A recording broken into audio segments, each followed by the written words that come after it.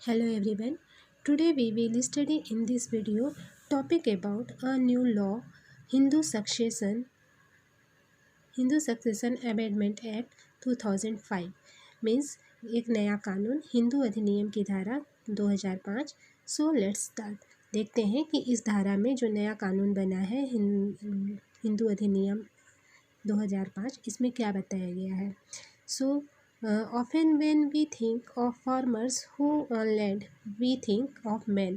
जब भी हम किसानों के बारे में सोचते हैं जिनके पास ज़मीन है तो आमतौर पर हमारे ध्यान में पुरुष ही होते हैं। Women are seen as people who work on the fields but not as people who own agricultural land। महिलाओं की हैसियत खेतों में काम में एक मददगार भरी मानी जाती है। उनके बारे में ज़मीन के मालिक के रूप में कभी नहीं सोचा जाता। Till recently in some states Hindu women did not get a share in the families agricultural land. After the death of his father his property was divided equally only among his sons. अभी तक कई राज्यों में हिंदू औरतों को परिवार की ज़मीन में हिस्सा नहीं मिलता था। पिता की मृत्यु के बाद ज़मीन बेटों में ही बांट दी जाती थी। Recently the law was change, परंतु हाल ही में यह कानून बदला गया है। In the new law sons daughters and their mothers can get an equal share in the land. और जो नया कानून बना है उस नए कानून के मुताबिक बेटों बेटियों और उनकी माँ को ज़मीन में बराबर का हिस्सा मिलता है। The same law will apply to all states and union territories of the country. और यह कानून सभी राज्यों और केंद्र शासित प्रदेशों में भी लागू होगा। This law will benefit a large number of womens. और ये जो इस कानून से बड़ी संख्या में औरतों को फ़ायदा होगा। For example Sudha is the eldest daughter of an agricultural family. एक एग्ज़ाम्पल के तौर पे समझें तो सुधा जो एग्रीकल्चरल फैमिली है उस परिवार की सबसे बड़ी बेटी है। She is married and lives in a neighbouring village. और वह शादीशुदा है और पास के ही गांव में रहती है। After her father's death Sudha often comes to help her mother with the farming work. और अपने पिता की मृत्यु के बाद सुधा अक्सर खेती के काम में अपनी माँ का हाथ बटाने आ जाया करती है।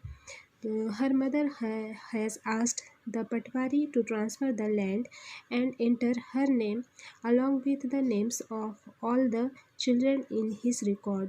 और उसकी माँ ने पटवारी से कहा कि ज़मीन पर अब बेटे के साथ साथ उसका और दोनों बेटियों का नाम भी रिकॉर्ड में आ जाए। Sudha's mother confidently organized the farming with the help of the younger brother and sister। Similarly, Sudha also lives with the assurance that if she ever has a problem, she can always depend upon her share of the land। और सुधा की माँ बड़े आत्मविश्वास के साथ confidently छोटे बेटे और बेटी की मदद से खेती का काम संभालती है। सुधा भी इसी निश्चिंतता में ही जी रही है कि ज़रूरत पड़ने पर वह अपने हिस्से की ज़मीन से काम चला सकती है। सो यहाँ पे ये जो नया जो लॉ है हिंदू उत्तराधिकार अधिनियम हिंदू सक्सेशन अमेंडमेंट एक्ट 2005 इसके बारे में यहाँ बताया गया है। अदर पब्लिक सर्विस अ सर्वे, अन्य जो सार्वजनिक सेवाएं हैं एक सर्वेक्षण है यहाँ पे आपकी बुक में बताया गया है, वो हम आगे देखेंगे। This chapter has looked at some of the administrative work of the government specially for rural areas. इस पाठ में हमने सरकार के कुछ प्रशासनिक कार्यों के बारे में स्टडी किया और ख़ासकर जो ग्रामीण क्षेत्र हैं उनके संदर्भ में। The first example related to maintaining law and order and the second to maintaining land records.